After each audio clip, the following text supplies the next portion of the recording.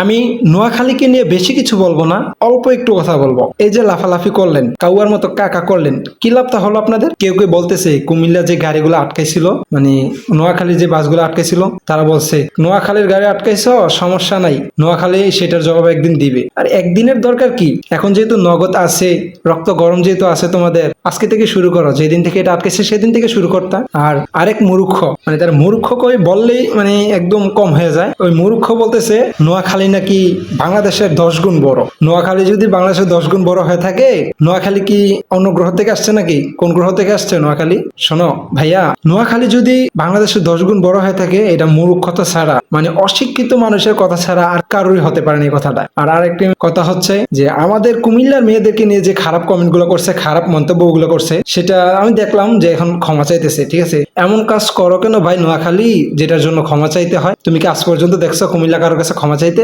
তোমরা নিজেরাই নিজের চুলকানি নিজেরাই নিয়ে আসে এখন ক্ষমা চাইতেছ। কেমনটা লাগে বুঝো? কেমন লাগে? কুমিল্লা নিয়ে এই বলবা সেই বলবা, কুমিল্লা মেয়েদেরকে নিয়ে খারাপ কমেন্ট করবা, খারাপ মন্তব্য করবা, কুমিল্লাটা ছেড়ে দিব? তোমাদের কি মনে হয় কুমিল্লা কি এমনি কুমিল্লা হয়ে গেছে? তুমি কুমিল্লা চিনো? তোমরা কুমিল্লা চিনো? কুমিল্লা কি? দিস ইজ ব্র্যান্ড, মাথায় রেখে দিও। ঠিক আছে, সেভ করে রাখবা, ইতিহাসের পাতায় লিখে দিবে। ঠিক আছে, ইতিহাসের পাতায় কুমিল্লা নামটা তোমরা লিখে দিবে, বুঝছো?